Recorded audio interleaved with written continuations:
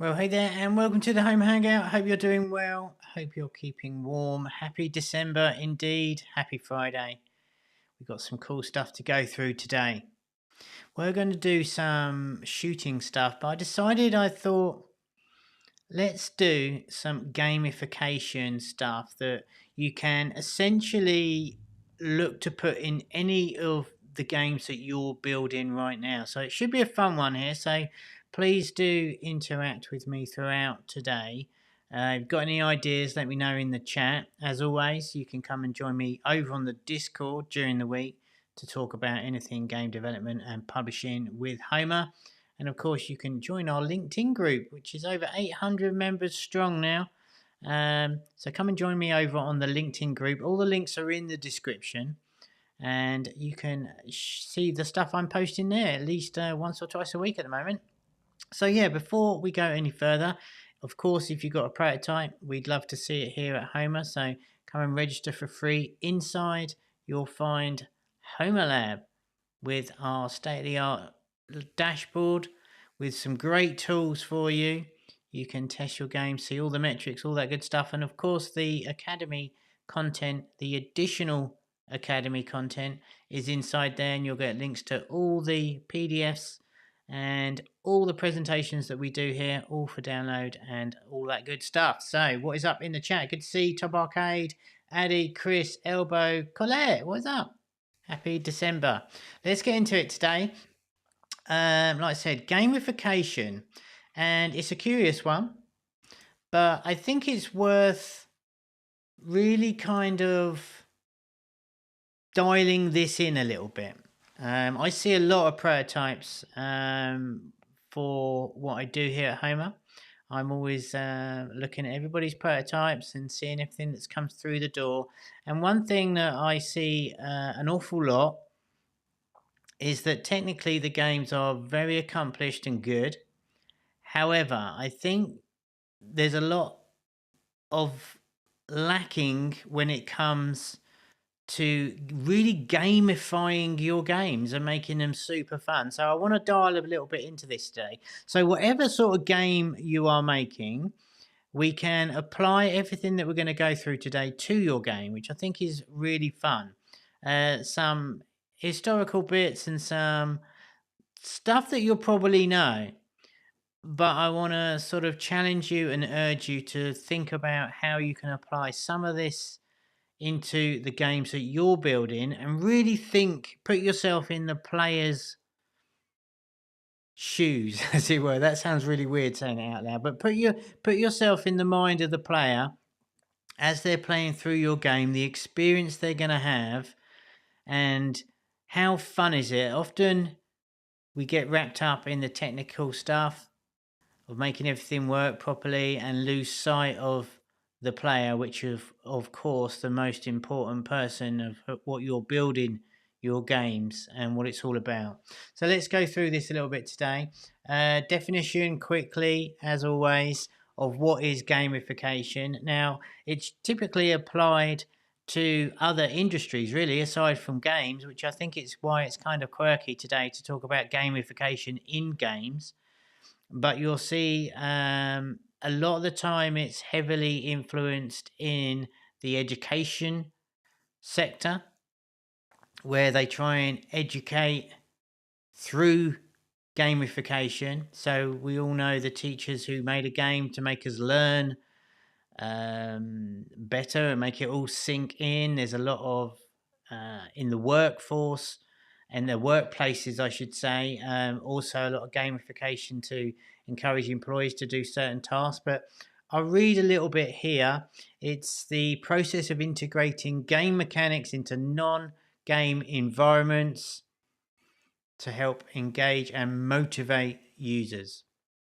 So when we're looking at the gamification inside of games, really we're talking outside of your main core loop and user interfacey type stuff, or really game design elements that we can plug in to our games to really make sure they feel gamey. I'm going to say that a lot today. I know it's slightly weird, but bear with me on this one because I think it's important, and I want you to really think about the game you're building right now, or perhaps the game you just built. Is there some of the elements that we're going to cover today that you could have put in there that would have been really fun and really spice up your game in a way that you might have neglected because you were heads down trying to get the levels built or whatever it was? So that's why it's going to matter to you for this one. So I really hope you take heed of what we're going to go through today, because I think it's very valuable and shouldn't be overlooked. This can keep your players invested, raise the retention, and basically have an overall more enjoyable experience and making your game super fun. So let's get into it today, and let's go into some of the game design features. Now, you will know some of these, but let's start with the onboarding or the first time user experience. I really wanted to show today the introduction or the first time you load Dice Dreams. I don't know if you know that game, but go write that down or go and search on the App Store real quick and come back, of course. But the first introduction to that game is one of the best one I have ever seen, and I didn't put it on here today because it's a really, there's like 3 minutes of the first 3 minutes of that game they're just stunningly good. It's really fun.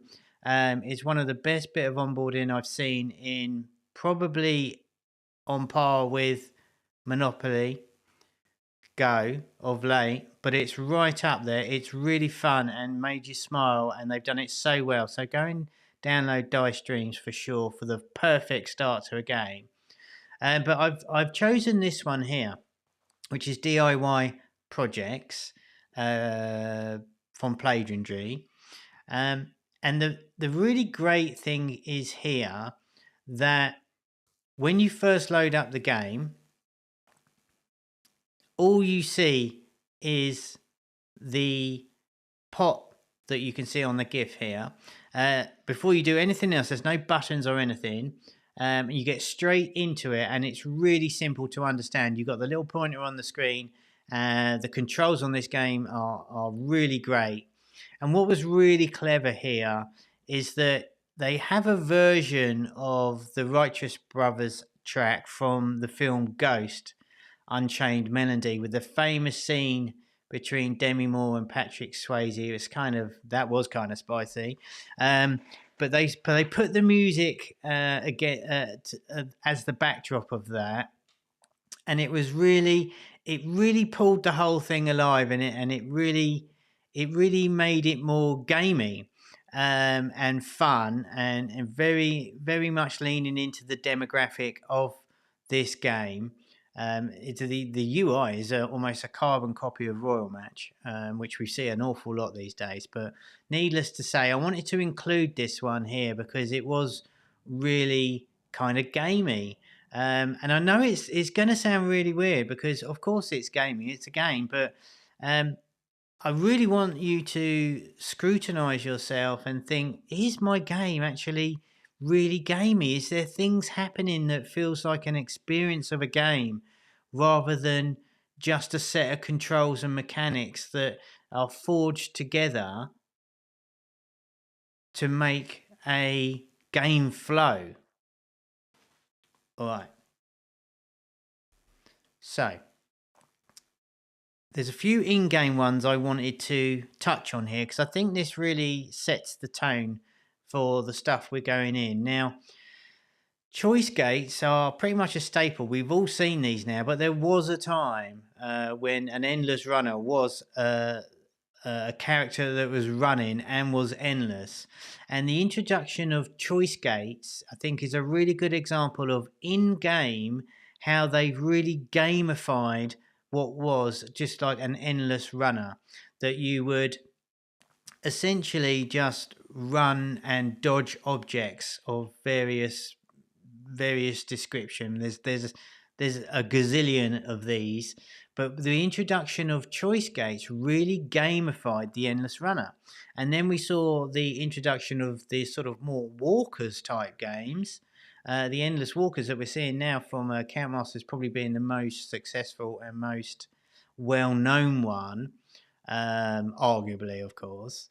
But it really gamifies someone running, or a character, or the crowd for this matter, through that, gamifying the choice of the binary decision of a left and right through different variants of multiplications and stuff like that. So it's a really good illustration of how to gamify like a runner. They put the choice gates in, which has made it an additional gamey type decision to be made. The next example is a new one from us, by the way, Weapon Masters. And you can see here the evolution of the choice gate now, where we gamified the choice gates in of itself and expanded upon the core sort of mechanic of it. And now the gates themselves has been further gamified to alter what was the left and right decision. So now we're shooting at it, is expanding or increasing in value and stuff. I mean, there's a whole heap of meta that goes along with this. It's really great. You merge your guns. It's quite smart. But you can see there the last gate, how it remains to that, but remains to the core sort of binary decision. But now we've innovated in the way the gates work. And I think the key here is like what the game you're building, what's oh my goodness. Oh, I'll put my teeth back in. Merry Christmas, everybody. The game you're building, what was your greatest inspiration? What is your game like? And how can you innovate on that game? Does that make sense? Let me know in the chat. Is everyone still here? Give me a like button now. Help me speak today. That would be much appreciated. So how can you twist and get an innovation in the thing you're building? What makes yours different? And how can you gamify it more than the closest inspiration? You're making a game like something. What makes your one different, and how can you innovate on it? All right. That was difficult, that one. Right, so I borrowed some slides from the last, from a couple of weeks ago. But again, this is a good way of a gamification system within a game. We're looking at Lonely Survivor here, and you'll see pop up now. We've got the 3 choices that come in. There we go. That's a better one. So we'll see this a lot of the time for upgrades, but they gamified what is a power up with the random choice of 3. Again, made it more gamey. Now, there's huge amounts of variations for how you can display all this stuff. Very typical, but is there some innovation to be had on this random sort of power up section? Something to think about of what would make it more fun. Again, I think Survivor.io did this so well. So this is an in-game randomized bonus that you get from picking up a chest.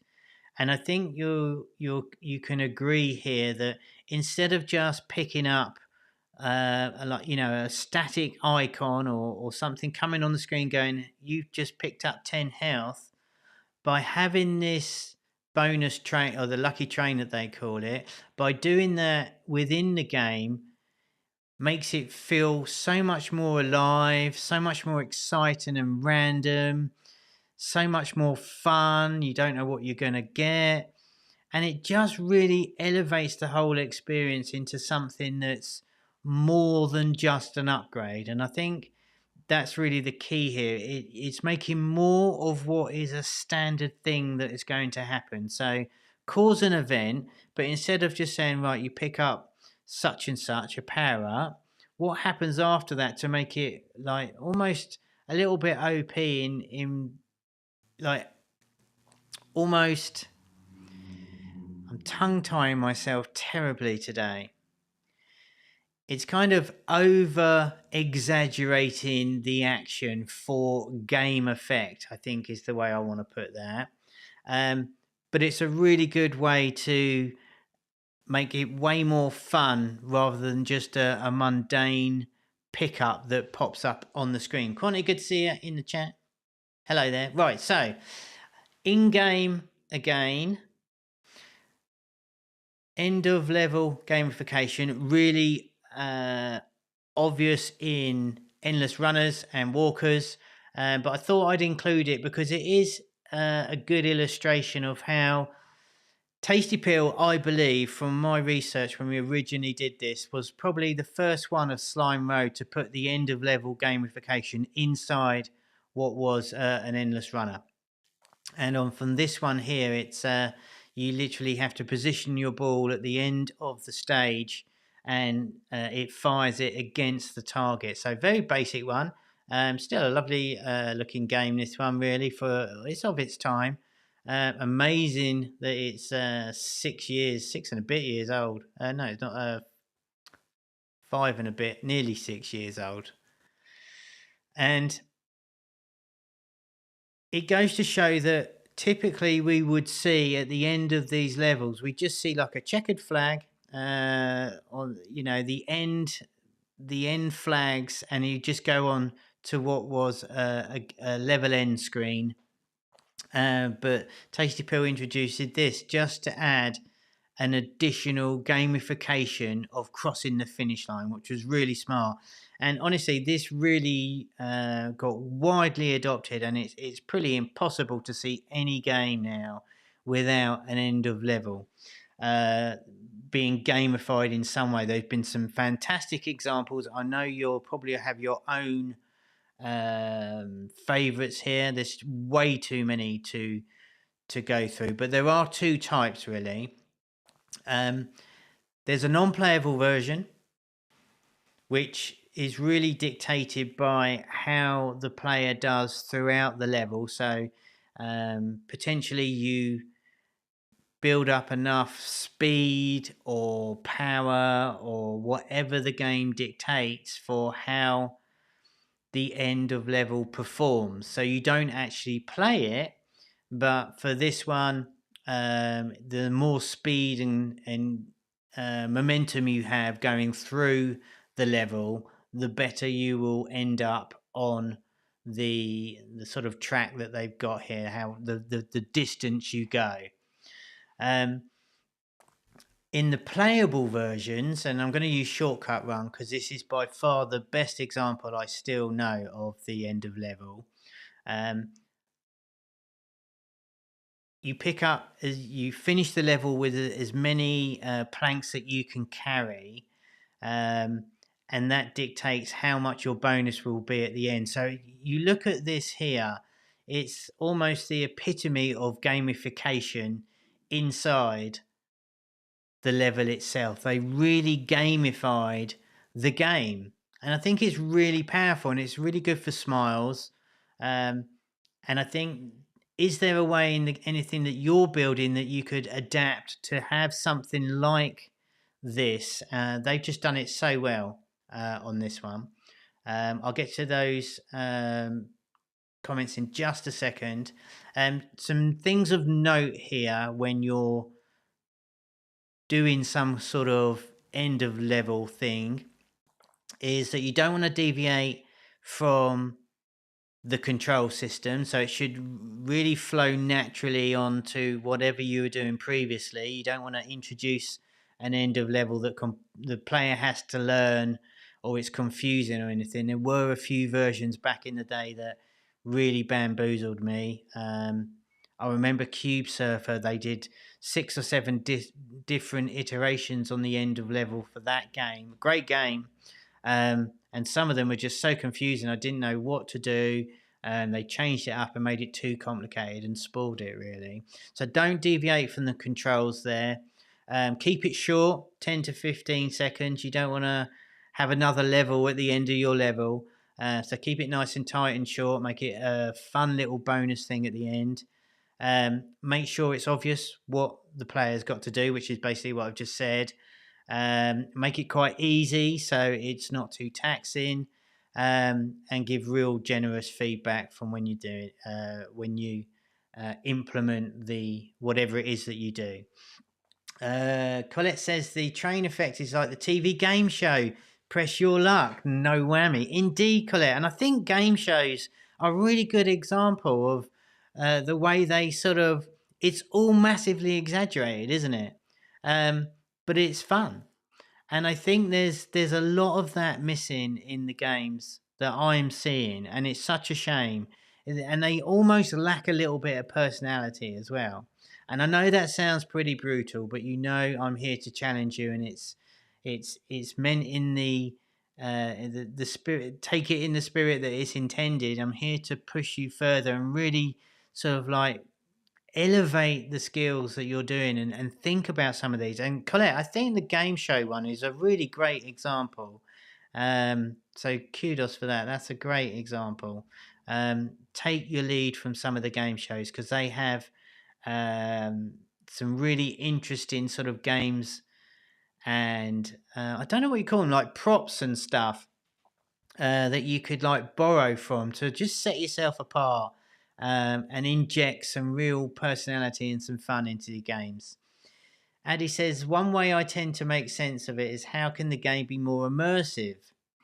Just like the merge mechanic is a game field version of a crafting system. I think that's a good way of putting it, Addy, actually. I think immersion, we typically think about deeper games where you're really fulfilling the fantasy of a player. For me, and I hope it comes across towards the end as we go through all these, I don't think I would put it as immersion.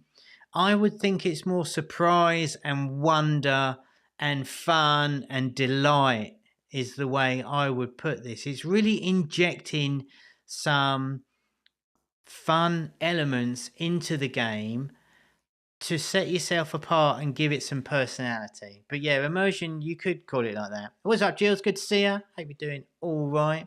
Let's go on. So, more in-game stuff here. Nerf Epic. Wow. English is so hard today. It's the cold. It's like -2 here today, so that's my excuse. Nerf Epic Pranks from Homer, of course. A great example of an in-game present that is just in the level, just for funsies, but is really gamey. Like, it's not trying to be, obviously we're in the Nerf universe here, so it's kind of not trying to be anything that it isn't, but the present being present, the gift box being present in the level, is just that added little extra that it feels nice and fun. And of course, the great stuff about when we add things like this, if you've got like a bonus present in one of the levels that you're doing, you can monetize it really nicely. It's just an extra bit of monetization. You could charge in-game currency for it. You could obviously do a rewarded video that works particularly well in instances like this, especially if the gift is meaningful. And it's a really simple way to add some gamification inside your game. So I really like the present one. It's a super simple one. You can, for want of a better phrase, skin it up however it fits your game. It doesn't need to be like an over exaggerated present like this one. It could be some meaningful object that would fit your game that would have the same effect. It could be, I don't know, but you get my point, right? So it's an easy one to add into your game. Have you added a surprise element inside your level just remind the players they're having fun and they're in the game. The other one as well, Nerf Epic again, just because it was a good example here, is the 3 key collection system that we see in a ton of games. It's another really gamey thing. Keys work really well that you collect throughout various amounts of levels. Obviously, you can set the rate of which they drop is entirely up to you and what makes sense for your game. But people really understand this concept, obviously, because you collect a key, so the association with unlocking something is crystal clear. And typically on the GUI, you will see some empty key slots once that thing spins around again, that you can fill up. So it's really clear that you've got X amount of keys to pick up throughout the game. And again, it just makes that a little bit of a fun little sort of mid to short term, well, short to long term goal, I guess, really mid goal, to collect all the keys as an additional gamey thing to do within your game. And once you get all the 3 keys, you're almost always presented with a chess room that were kind of fallen out of fashion a little bit, I'd say, of late, which is even more reason why I think it might be worth bringing them back a little bit. I think they worked really well, and still do. Once you get to that, then Colette, it goes back to the sort of game show thing, right? On this chess room, it's like open the box, or deal or no deal almost, where you can spend your 3 keys to open 3 random boxes here. And again, if you run out of keys, you can monetize that by asking the player to buy 3 more. Now, this works really well when you show at the top there what is the best prize that you're trying to unlock. That way, if they don't win that one after spending the 3 keys, they know that if they watch a video for another 3 keys, their odds have just increased, and they can keep opening them up to opening the boxes to try and obtain what is a special character in the example we've got here. But it works really well. And of course, if they don't get it on the next 3, they will watch another video because they've already committed and they're all in. So that's 2 rewarded videos to guarantee that they're going to win the prize. So this works really well. It's also can be faked from the developer. You know, a lot of the time it might be worth giving the best one away first, and then the next time or the next chess room that they visit, through picking up another set of 3 keys, then sort of make sure that they might need to spend a rewarded video or 30 seconds of their time to get the real one. But that's entirely up to you. Chris says bike hop and jetpack jump from Koali. Well, bike hop was Azure, yeah. Jetpack jump, Koali changed the end game concept by having a non-playable scene with a play character interacting with non-playable characters, like falling over each other. Okay, that's cool. So yeah, that's another example where they've tried something different. I think there was a Mooney game that was the best one I'd seen. It was a ragdoll physics game, and at the end of the level, you used to go and beat up a room by some of the items you collected. It was quite a good game. Always give the player the first chess room prize for free, says Jilly. Yes, indeed. I rest my face. So yeah, if you want to see some great examples of chess runes and you want to get a design, we have over 30 different examples inside the Homer Academy. So be sure to check that out. It's in the game design section. Got a whole bit of chess rooms and bonus rooms and trophy rooms in there. So more additional content inside. You're of course free to sign up. Go over. Link is in the description for a link to Homer Lab. So yeah, go and check those out for some really cool designs and see how other people have done them. But again, a really additional game inside your game, which is really smart, right? Is it necessary to include these gift prize elements in early tests? I think sure. Why not? And this is all about crafting what is your game experience. So the more you can add, the better always. As 2024 rolls ever so closer now, the quality of the games and the prototypes has got to be significant.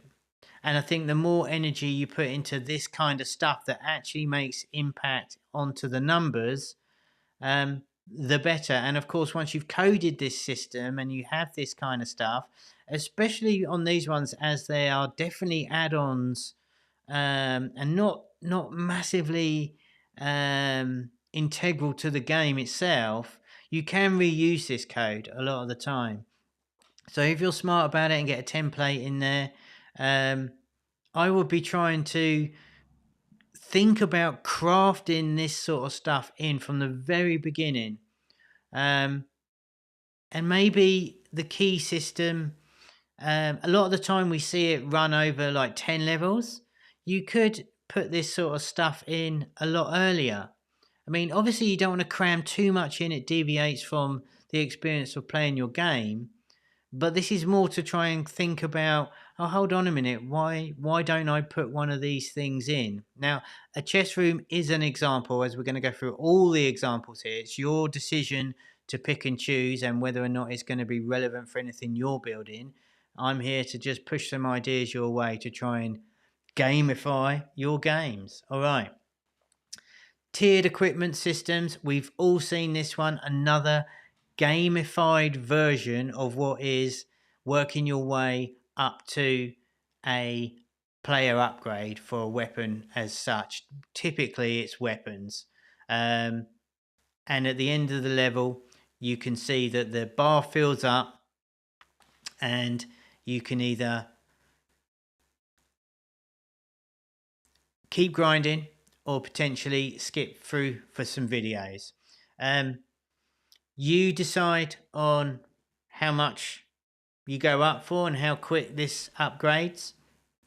20 to 25%, so 4 or 5 levels is typical on the sort of on this process. You split your upgrade into 5 bits or 4 bits, and that way the player can grind through the levels to upgrade it. But again, it's another great one here because as you collect it, you can either watch it for a video to collect it.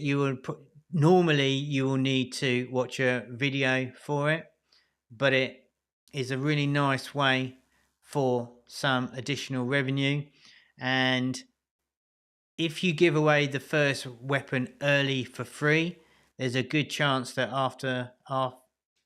it's a good chance your player will, after grinding for the next one, as he sees the thing going up and up and up, there's a good chance that they will watch that video to be awarded. But again, it awards them in a fun way, and I think that one's kind of, we've all seen that 100 times. And of course, a really big one, and it's kind of weird to think that now we used to just have a ×2 for a rewarded video at the end of a level, but these are almost staple now, where we gamify how much we can use on a multiplier for the level score.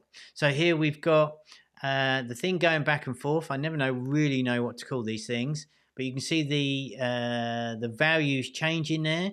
So it's a little mini game to boost or multiply your score at the end of the level. And you hit that button and you watch a video, of course, as the exchange of value there. But that's a gamification of a rewarded video button. So think about, is there any other uses for that sort of idea? Could you do that on something else?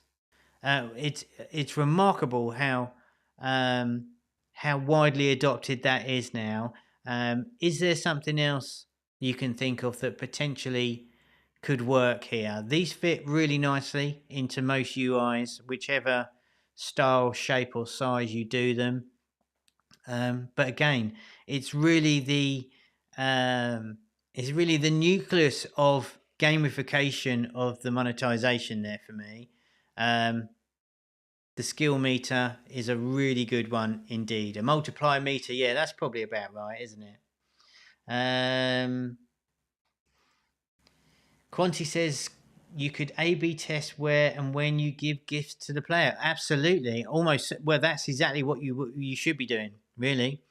See where the pinch points are. See where the take up is. You know, we of course test everything to death, for want of a better phrase. But yeah, we testing everything and let the data decide and make the decisions for us after we implement the ideas. That's what it's all about. So yeah, great shout, Quanti. And yeah, multiply meter. All right.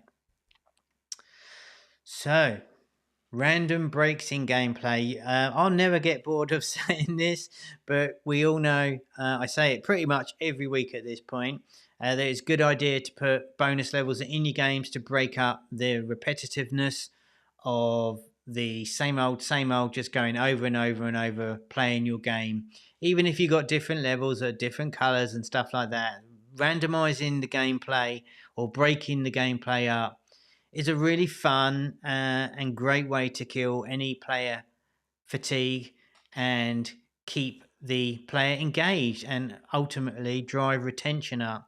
And challenges here is a really fun one because we often think about bonus levels as a sequential or linear path. So every 5 levels we chuck in a bonus level or something like that. But challenges is a really nice one that can pop up sporadically throughout your game to do the same thing as what a bonus level does in terms of breaking the gameplay, but it just comes randomly out of the blue, which I think is a really exciting thing if it could fit into your game. And I think most of these examples here, with a little bit of a stretch, could fit into pretty much any game that you're building. So you could certainly, I mean, I've used Nerf again here. Basically, I loaded it up, Nerf, and it had all the stuff in it. So it made sense to continue using it. Now, we've got a shooting game here. So it lends itself well to a challenge with like a 1v1 challenge. But if anyone's got an idea or game, a type of game they're building next, I'd love to do some examples of maybe think about how we could add some of this sort of stuff into what you're building to test my theory that I'm sure you can add it into pretty much anything that you're doing. And of course, these ones are great because you can monetize them as well. So do you want to accept the challenge? Watch a 30-second video to have an exciting bit of gameplay, potentially win some rare or some a large amount of in-game currency or something worthwhile and meaningful to win. Again, it's a really fun way to break the gameplay up, make your game feel alive and random and just more fun. And I think it's a great way rather than just a typical like bonus level, which is should be doing anyway. But I think this one's a really fun one. And of course, mini games, and we've seen the rise of mini games as standard in a lot of massive casual games. We're playing Starburst by Peak on the example here, and a lot of these were spawned in part from the hyper casual user acquisition of the videos and the games that were running and ruling the charts for a long time.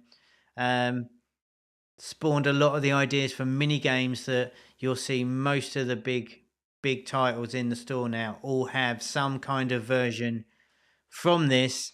And needless to say, Pull the Pin is probably the most iconic one that you'd all have seen, which is used from the adverts from a lot of these games now, and they've actually put them in the games because I'm guessing they got a lot of they're really quite fun, and B, they're getting a lot of flack that I downloaded this game and it's nothing like it. So they ended up putting these mini games in the games. And there's various different, I mean, there's endless amounts of versions here, but again, I think it's a fun twist. It's something that you could potentially add into a game that you're building. Is there a mechanic that you kind of wanted to try out, or is there a different color combo that you wanted to try out, or did you want to make a bigger thing or a smaller thing or anything else? You could definitely test and try some variations here without kind of butchering your main game, just as a fun little mini game. So I think that's kind of cool. And yeah, Pull the Pin, obviously. So next up, we've got calendar events. And this doesn't jump into the live events. This is all sort of hard coded in, so we're not talking setting up live events. But an easy way is daily challenges. Again, gamifying your game rather than just like come in and play when I want. Like, you've got notifications that can pop up, either pushes, little bit aggressive maybe on the daily, but that's a decision and a test to be made. And I think for the daily ones, I thought Golf Battle did this especially well. So each day you get like a one-shot challenge, and I think this is such a great, fun little game. And there's some really kind of decent rewards, but it can like start forming a habit for the player. Where you can just log in once a day, even if you're not doing it, going, oh, I'll have a go at the challenge today because I might win something big. And you can see how it's kind of smiley and fun and doesn't really interrupt anything for the player itself. It doesn't have to go into a big long session or anything. It can just have that one shotter, which I think is really fun. And they did some pretty impressive rewards for that as well. So I really like that one. It's kind of tense. I was rubbish at it. You can see here. I didn't get anywhere close. But it's that daily one which I think is super fun. And I can buy an extra few shots there for an in-app purchase, which is a curious one, rather than a rewarded video. So potentially the in-app purchase must be working pretty well there, but you could easily add a rewarded video for an additional shot, or like extra goes within the level. So that's daily. Then you obviously weekly, you can see where this is going. Weekly changes throughout. Again, really gamifies the core game over the top of it. The monthly one I think is really smart. We are seeing Block Jam from Voodoo, I think. Yeah, Voodoo. Again, it works on that daily sort of challenge, but it gives you that streak mentality. So it gamifies the calendar in a way that you don't want to miss a day, right? It's that when people typically, when they give up drinking or smoking, they will put an X on the calendar and they don't want to break their streak.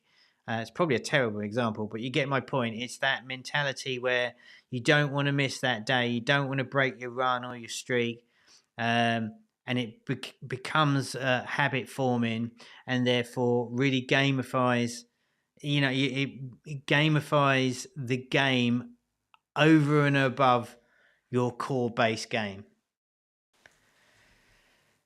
And just for funsies, on this one is the welcome back thing, which I think, whilst not typically too gamey, really, I think this is a new one that you should consider as well. It does feel nice. If you haven't played for a while, it's almost like it's a welcome back bonus here. They're normally really generous in their rewards here. giving you. They work really well for the sort of puzzle games because you give typically you're running these games on amount of lives that will regenerate. Say you get one life every half an hour. If your player returns, you give them like 6 hours worth of playing. It's just like, oh wow, okay, I'm playing this now. So that works really well. But I think I just added it in here because it kind of fits with the retention sort of gamification a bit. I don't know if it's just me, says SM. What is up?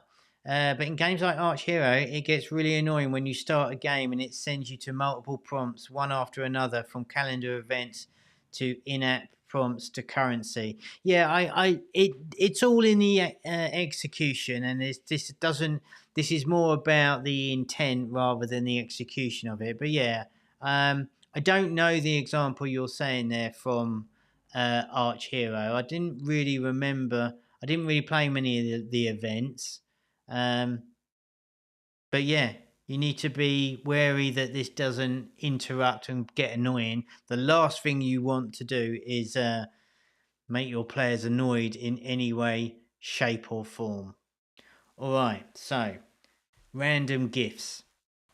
Again, it's easy to reward your players with stuff when they do something, right?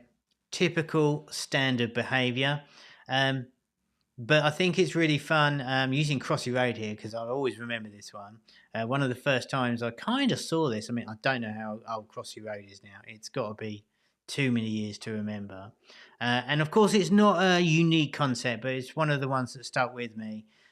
So you can watch a free gift, and instead of just popping up a there you go, you won, there's your free thing, you get a slight, I mean, it's kind of rubbish but a little bit fun. There's some more elaborate ones of these. You can get claw machines and fruit machines and all sorts of things. I know Parking Jam have got a gumball machine that works really well, but it just adds a little bit more fun into it. Gamifies what is a free gift, all slightly, and a random gift is a really neat idea to add some value to your game and just make it just make it more fun, right?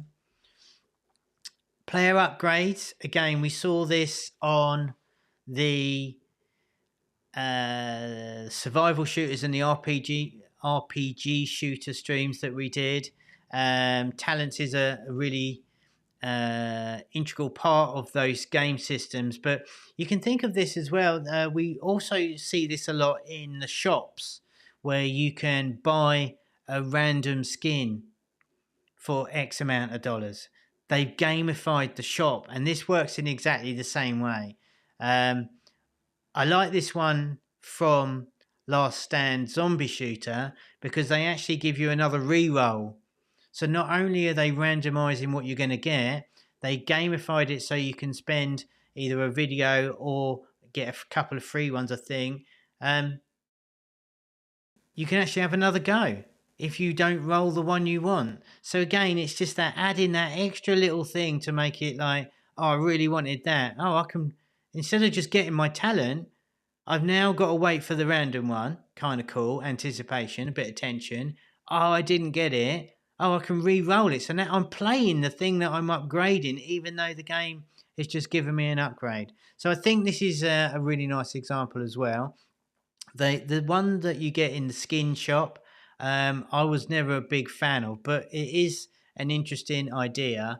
And again, a lot of the time they grey the characters out, so you never know what you're going to get, what's behind the door, kind of thing, which is kind of fun. Monopoly Go, obviously, biggest game launch in history. Oh, done $1 billion revenue already. They have in-game events, mini in-game events, and they've crafted everything this down to a T on this game. But I really like this one. It's got a feel of the chess room about it. But you're stealing, on this heist thing, you're stealing money from a random opponent. But they've got the choosing of it. And you can see at the top there, the different prize amounts. So it's really gamified. Like there's 3 tiers of a chess room here, and I think it's really smart. So maybe this is something that you could add to copy this sort of model here. It's very fruit machine-esque in the way it's laid out there, but I think it's really kind of smart and over gamified for it, but it just makes for such a lovely experience when you're playing it. And the last one, I think today, we did cover this again. I played on a little bit more, which I think is a better illustration of this example here of the gamification of the map that we touched on, that we thought was a good idea. And what's even better here is that when we did make a choice, I won't reference it from what we saw before, but you can see here we got the binary choice left and right on the map. We've chosen the right hand side. And now we've got another choice where one has got a random prize rather than a typical sort of boss level, which I think is really fun and really gamey. So now once you start to progress up the map, you understand the system that they put in there. They've got presents, so it makes it even more of a gamey thing just by navigating the map, which I think was really smart, which kind of reinforces why I really like these things. It's just fun. And it really makes it, the amount of choices that you can give the player to make them feel like they're going their own way, even if you've crafted it to the point where it's actually very linear in the code. I think it just makes it really gamey. All right, so that's basically it for me today. I've still managed to talk for 55 minutes. That is bonkers. All right, so I hope you found that interesting today. I know a lot of the stuff that you will probably be familiar with and the systems that we covered today. But now I want to really challenge you to think, have you ever put anything in your game like this? Because I've taken a lot of the examples you can see from today are some of the biggest games that have ever been released and are still doing strong for the most part. There's reasons why they put this in here. If you go in and play these games, they are so engaging. The whole experience is crafted to the point where it's pulling you all the time. There's things catching your eye and surprising you. We did a podcast episode years ago about wonder and delight, and I think this gamification element fits somewhere into this. I know Addy mentioned immersion, and I think that's true. Like I said at the time earlier, I think that is correct. I would rather making it more smiles and more of a delight and just more gamey. So while we've got a couple of minutes left, do give me a like if you liked today's thing, and support the stream, of course. Hit the sub if you haven't done already, because that's a YouTube thing, and that tells me that you the thumbs up just tells me that you're here. There we go. That's what it does. Who's got a game that they're building right now? Let's take the next 10 minutes and let's try and think of a way. If you want to say, right, that's great, Kevin, but what I'm building this game, what am I going to add in that? Give me some ideas in the chat. I would love for you to do that for me today. And if you're catching this on the replay, leave me a comment and I will reply with an answer of how to add it into your game. So let's see if we can get an example of anybody who is building a game. Let me know what type of game you are building, and that would be really cool. Because it is December and it's freezing cold, and I'm moving around more than normal because I'm not going to lie, it is freezing in this office today. I even had to de-ice my lock this morning I couldn't even get in. What is up, Mustafa? Good to see you here. Good to see everyone here today. Nice. Very cool. So, what are we doing? Who's got a game? Let's see if we can put a little bit to the test before I run out today. Otherwise, I will bid you farewell. If no one's building any games, that's disappointing. We can do it though. But yeah, well, tell me what your favourite is in the comments as well. If you're here on the replay, or if you're not. What's your favourite one? I like the presents one. I think the presents or gifts are literally. I would argue you could put that in any game you want. You had to restart your PC. Well, there we go. You've gamified the stream. How about that? I like it, Addy. So yeah, I think the present for sure. You could literally add that into any game that you want. I can't think of a level-based game where that wouldn't work. So that is a low-hanging fruit on this one. When was the last time you were playing a game and you got something free? Who doesn't like free gifts? Right? It's just like, who doesn't like that? Arcade idols nowadays, says Mustafa. Oh, okay. I think it was a bit late. So a runner. So a runner is pretty. You could definitely add presents in the runner games, right? You could definitely do that. We've seen the keys. I mean, runners really. You could pretty much put everything in the runners. We talked about the end of level gamification, which is basically came from the runner genre. Presents would work, key chests would work really well, and indeed we've seen that. So runner, that's a tick, done, easy. Colette says, I can put it on the thing. I keep forgetting to do this, don't I? Sorry about that. So Colette says, an idea would be a timing mechanic to simulate the ringing the bell strength carnival game. And wherever the arrow lands, you get that multiplier. There you go. Yeah, carnival's a really good one, or fun fairs. Carnival games are great little mini games. Top tip for that. We went through this probably years ago, Colette. You might remember being an old school academy veteran at this point. But yeah, carnival games and funfair games are great inspiration for little mini games. You know, I always wanted to do one of the ones where you hook the ducks. I thought that could be kind of fun. But yeah, that's a great idea there, Colette. I like it. Nice. Okay, so Paris, what is that, Paris? What if I'm building a fruit merging game similar to, I don't know that game, but if you're doing a fruit merging game, if it's a merge game, perhaps if you merge two of your objects together, you get a random present instead of the thing. So as I don't know, there we go. Oof. So I'm merging two, what are you merging? Fruit. I'm merging two apples to get the bigger apple. As I merge the two apples together, instead of the bigger one, I then get a present instead. And then when I tap on that, I get the prize. So there's your present one. Easy peasy. You could do the same logic, but you could get a key instead of the present. So there's that one. I'm picking those ones because those, I believe, are the most easiest to integrate and really do sit outside of your core game. So you could kind of plug them in is kind of where I'm heading here. So you could definitely do that. Choice gates could be one of the versions there. Let's see what Elbow's got to say here. That's I have ideas for some of these elements in my game. I'll add two of them. A bonus chest, but in this one we give a peek to the players of the contents before closing the chests and presenting them. Oh, I know what you mean. Yeah, so what's the pick a card, any card, and they all flip round and you got to match them or something, right? That's a good one, isn't it?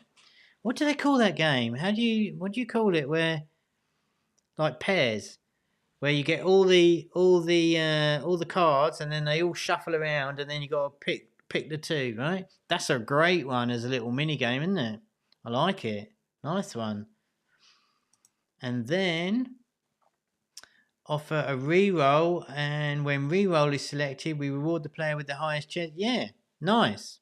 Exactly. So you fake it and give the player the feel-good factor, but you get some monetization in it.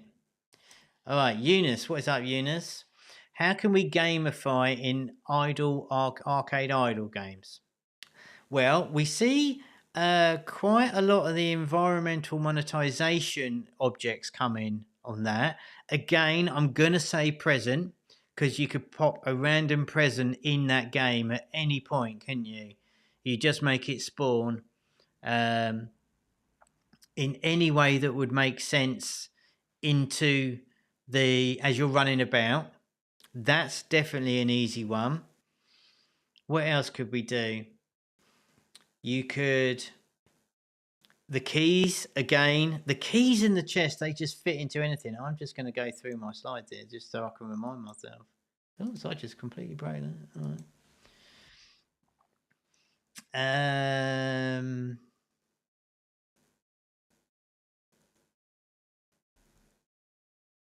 Yeah, you've definitely got the gacha machines, or the gumball machines that you could put up. I mean, maybe if it would fit, you could even have a dedicated section. Depends how the game's set up. You could have a dedicated section or a man. We saw this on quite a few arcade idols where you get different characters that come into the game that you can either sell stuff to, or they give you some bonuses. But you could have a character walk in and offer you to gamble in a way, like with a machine or something, or like we just said, with the cards. So you could definitely have a character come in to gamify it that way. So you have like the dodgy I don't know how you say it, like the dodgy dealer that comes in, and you walk up to... I remember there's I think it was in Red Dead Redemption. There's kind of a place where you ride to, and there's a little mini game in that where you have to do like a shootout with some random dude near a massive rock somewhere. So I think you could definitely have like areas, or you could put a door in a building. It really depends on the theme of your arcade idol, but I think you could have areas within the map. We saw in one of the mafia type games where they introduced mini games. There was a little mini basketball game that you could play. So yeah, I think there's definitely ways you can do that, Eunice. Think about little areas in the map. Think about characters that could activate some sort of little mini game or sequence that you can put in, or maybe a some kind of machine or something. Obviously, you could do the calendar and daily events in that kind of outside of the main game. So that could be a way. I'm just having a look here. I'm just making sure that I don't forget any other ones, because I keep making sure that... Yeah, I think it's the gifts one that's the biggest one for me. It's the easiest one for both developer and will fit in any game. I really urge you to try and think about it. I think you can come up with some really innovative ways, and how it can like really captivate the player and pull them in and really enjoy your game more. I truly believe that this could be the sort of thing you need to start thinking about to separate yourself from all the other types of games. And imagine when your player comes into your game and they start getting all this stuff. It's a real feel good sort of factor type stuff. And I think for my favorite today was from Colette. Go and check out some of the game shows. I think that's such a great idea. Is there, YouTube best TV game shows ever? And you'll get a ton of different ideas from that. And I think it would be really unusual. And I think, the innovation can come from areas like that, and really set yourself apart from just doing everything or copying verbatim what everybody else is doing. Innovation is always key. You either innovate or you do it you do it better, or you be first, right? All right, Top Arcade says memory games. So do we have an example of a memory game? I'll make this the last one. What is an example of a memory game? Sorry if I'm being stupid, but don't quite know what you mean by memory game. You can be a little bit more specific. That'd be super handy.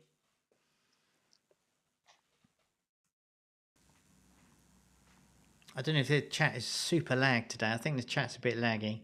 But yeah, so leave me a like on the way out today. Leave me a comment underneath the video as well, because that helps me out a ton. Like I said, that gives me a thumbs up to let us keep doing these things. The game you gave me the cards. Yeah, that's what I was thinking, Colette. I just didn't want to repeat myself. I think that's... do you know what I was thinking of? What's the one where you have like the 3 cups and the ball or something underneath the cups? That could be kind of a fun one where it goes and all that. And then you lift it up and you go da-da. That might be a good one. Again, that's not too distant from a carnival type game. I keep thinking of those like street performers that rock up with a table and they just put some random pick a card game or even cut the pack. That might be a good one. Higher or lower type thing. That comes from a game show as well. Good game, good game.